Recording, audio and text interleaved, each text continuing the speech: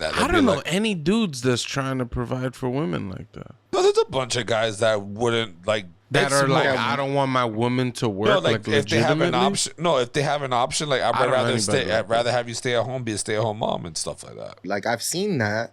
I've seen people take a break from their profession to have children in a professional setting where people make a lot of money. These people usually get back to going to work and they get nannies or they get babysitters or, you know what I mean, daycare, stuff like that.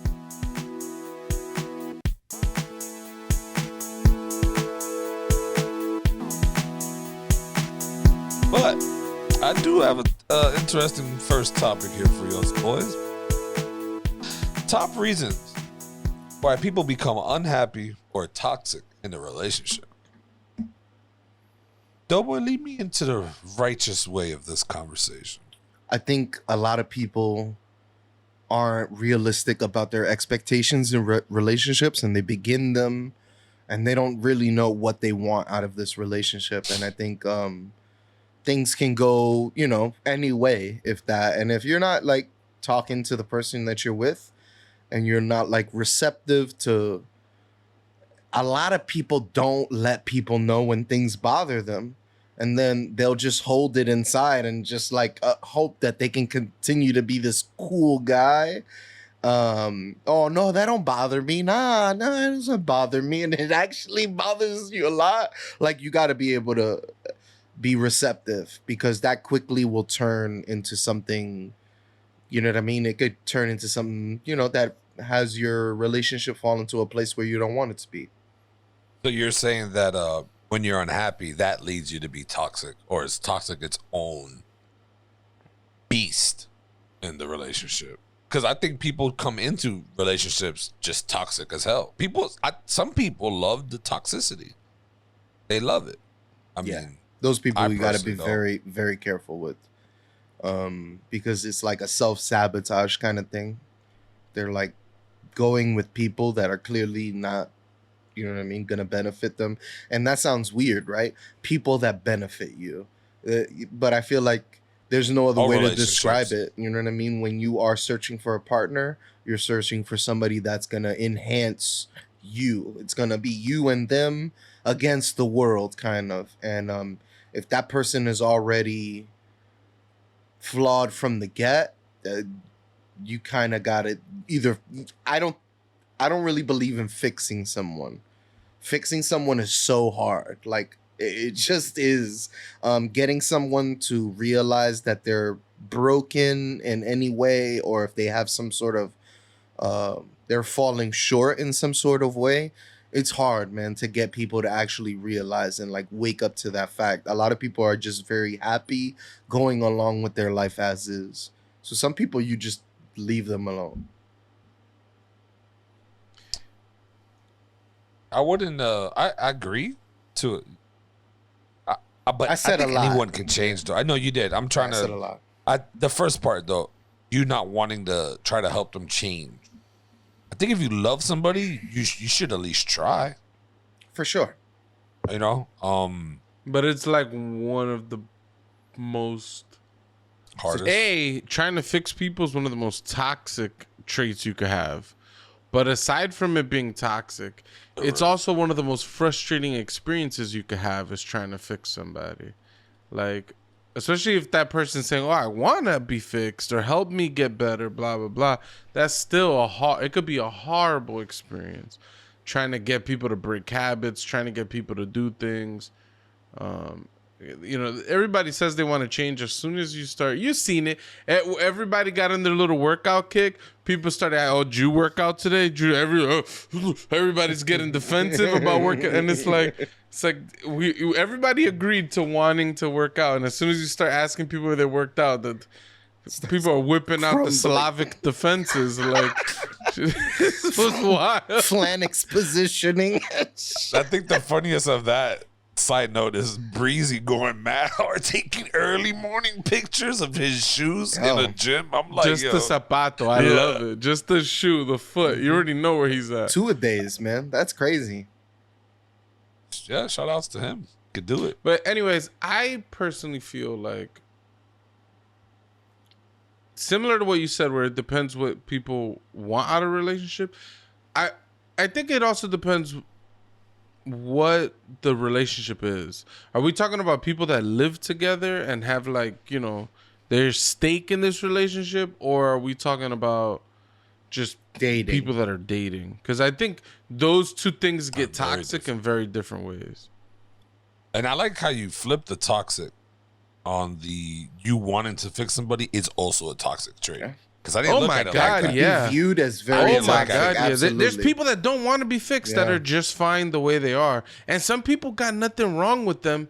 Some people just want them to be a different way. And it's like, that's a horrible... I have a friend that, one of the best people I know, he always ends up with somebody that wants him to be away. And it's this I always feel bad. I'm like, just get rid of these people. Like, but it's always, he's always like pigeonholed into this behavior. I'm like, he looks like one of those people that are gonna explode in a grocery store one day and just go on a rampage. Like, because you know what I mean. His feelings are so repressed in these relationships. I couldn't be in a situation like that. But. I don't know. Every day I fight myself on this podcast to not say who. Every time I say something, I wanted to say who, and I was like, fuck, I'll That just should tell you that you're just a nosy bastard. Because knowing who changes nothing. You just want to know. want Just a stop. name. I just want a name. But no, yeah, that's crazy though, because you trying to help somebody is definitely toxic when they don't want your help. That is, damn, I never looked at it that way either. Because I would like to help somebody, but at some point I'm like, I'm good. There's a limit. But that's crazy. People don't know their limits. The messed up part is sometimes even the person who's going hard to fix somebody, they're only doing it because the other person, they seemed receptive to it. But in reality, they're not. They were just playing nice. And like Doey said, somebody wasn't clear on the expectations and things spiral out of control. Yeah. Like, because like, who doesn't want to, if somebody's like showing you, hey, you can be better, who doesn't want to be receptive to that? Like, you're trying to be, especially when you're dating somebody, you're trying not to show your ass. Like, you're like, I'm not gonna smoke weed 7 days a week. Yeah.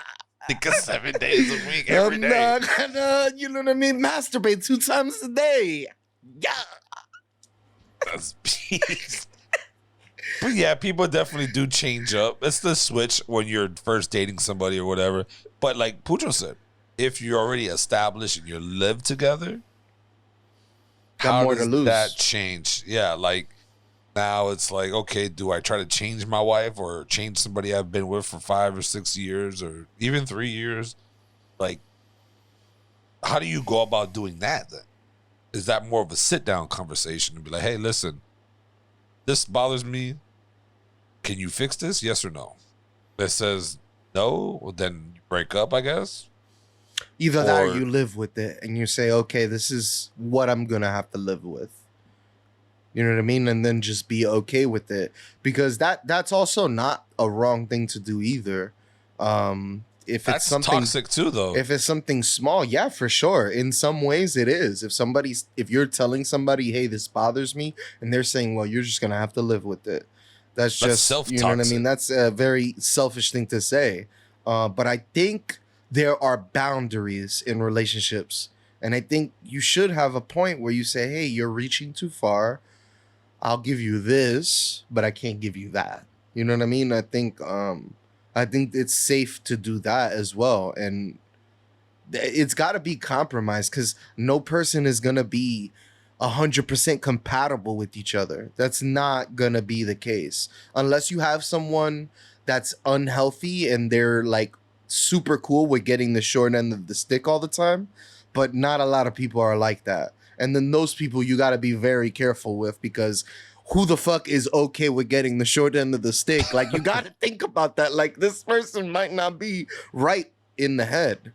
I don't know. I think it's tough. And I think relationships I think if you go into it in the mindset where, hey, you know, I may have to change a little bit of who I am. I may have to smoke instead of an ounce of weed a month, maybe half an ounce. Like maybe I should start like cutting back because it might not look great to a person if you have to get stoned all the time. I think happiness should also come and from that person. I think also some people may need help if you have an addict for a boyfriend and girlfriend, and that's a whole different story. Well, if you see the red flags at the beginning, then you should just be like, gotta go, can't do this is too much. It could be either for you or not for you, you know what I mean? Some people like doing drugs, and they'll rock out with somebody that does that.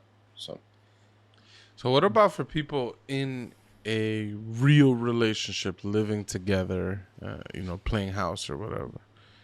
Like for me, I feel like the number one thing that makes these relationships go bad, and I actually saw these like the red pillars kind of making fun of this, but it's chores.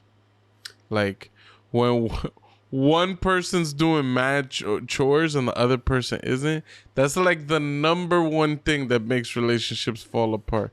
Is somebody just washing the dishes, cooking the clothes, taking care, cooking the clothes, cooking the food, washing clothes, doing laundry, folding clothes, doing all of that stuff, and the other person is just like just chilling. Especially if you add the fact that sometimes those guys are making less money than their partners, so it's like they ain't bringing the money, all the things that are typically like a man needs to do. Not only is it not enough in today's age, even if you do most of those, if you fail on a few of those, it's not even this relationship ain't gonna work unless you start picking up the slack elsewhere. Yeah. I think a lot of men, the rug got pulled from under them, and they don't know where they sit in a relationship now, because men are typically not the breadwinners in the house anymore. So I think we are trying to adjust, but we're not adjusting fast enough. So I think we do have to think about it in a different way. I need to pick up around the house a little bit more? Do I need to be a little more conscious in my relationship, and where do I fit in this relationship? What is that face, Tony? Nothing. I think that the pulling the rug from the guy, and that just goes back to the communication part. Like if you're not really telling him, hey, this is I've been asking you this, or I've been telling you to do this and you haven't, then there's probably factors on why that person doesn't want to do it. There's got to be other than just the obvious, oh, he just lazy or not wanting to. There's got to be a reasoning why. But before, women used to deal with it, like our grandparents and stuff like that. Like women, it was just they had to do that. Nowadays, women don't have to deal with that. They can leave you if they don't want that. It's done. Yeah, because in the relationships, the man gives the woman. In a way, men always had to do work to provide for the woman. It would never be the woman do the work and provide for the man. That doesn't really exist right now. That is our reality in actuality. That's where almost... What were you just saying? It sounded like you said opposite of the reality. No, I'm saying that what it is right now is that women are not... If women are doing all the providing and their partner is not making the bread, or is not the breadwinner, or they don't want to provide for them, they'll just leave. They'll be like, nah, I don't. Why do I gotta help you out or provide for you? When in the man doing it, it's like the man got to do it for their woman or their lady or their partner. I don't know. I know plenty of women that are with broke ass dudes. I don't know if it's the case that anytime a woman makes more money than a man, they're just like, this relationship is over. But it's is in that their what mindset. You're saying? No, I'm trying to say in their mindset, a woman is not if they're the winner, the breadwinner, whatever, and they're talking to a guy or just their mindset is not okay, what can I do for this guy? Versus when a guy makes the money, he's like, okay, I'll bring her in. She don't really got to work if she don't have to. Like, I'll support, or like, I'll do this. But if it's the other way around, they don't look at it like that. I don't know any dudes that's trying to provide for women like that. No, there's a bunch of guys that wouldn't like.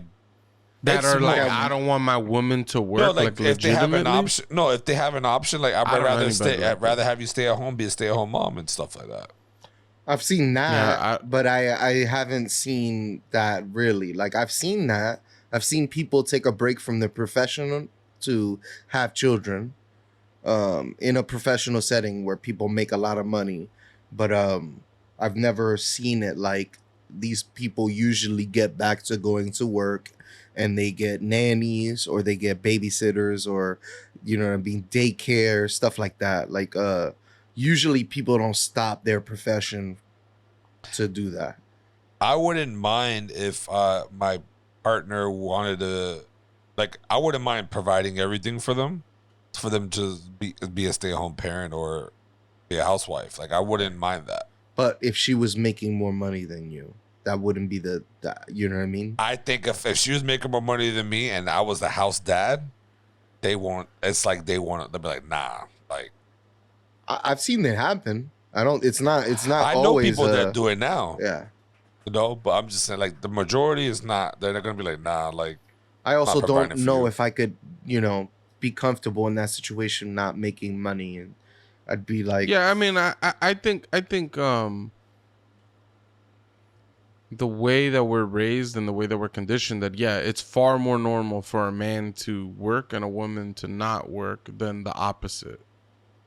Then like I know enough. I know there are enough relationships that are like a man's working and a woman isn't, like a job, right?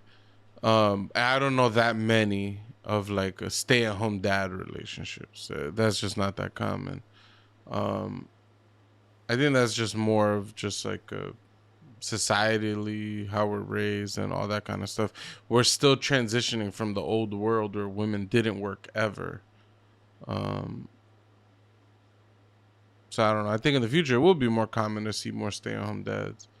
I mean, if people could afford having one income, that's the other problem. In today's age, people just can't afford a single income. Like, no, yeah, you're right. That's definitely the case right now. It's crazy. But back to the topic. Toxic. Some people do like the toxic though. Like I think that's more of based more on like the sexual side of the relationship. Toxic is fun. Yeah, toxic can be a lot of fun. It could take you down some roads that you've never been before. Some wild excursions, all right? Are you willing to share some things that you could get arrested for if they ever found out? You know what I mean? All right, are we talking like sex? Like what? Like. No, I'm more just bothered by you. Do you have something you want to share? I think if he wanted to share it, he would have shared it. I'm trying to edge him to share it. Like, just share it with me. Like, it seemed like he wanted to. He's acting like, what is this, Ricky Lake? Like he's just trying to pry into this guy's mind. Like, what other more was it? But Montel had a show. Ricky Lake. Montel would get it out of you. Yeah. Montel beat cancer or some shit like that. I think he beat AIDS or something. Or no, he's like really terminally ill. It's either one. Shout out to Montel. Every time you say Montel, I think of Montel Jordan, like the singer R&B guy. I don't think it's the same Montel. Montel's black, bald man. He used to. I know, but there's also an R&B artist. I don't think it's all right. Whatever. But I think toxic could definitely be fun, for sure. I know a couple toxic couples, and it's always a blast watching them operate, or interactions with each other. I just sit back and I find it. I enjoy it. It's honestly like I could tell you're nosy. I think you just enjoy that. I don't think it's the nosiness of it. I just think of how y'all make me sick. Who you talking about? Whatever, y'all. Some... that he was fucking with. Who? Do I know her? It sounds like I know her.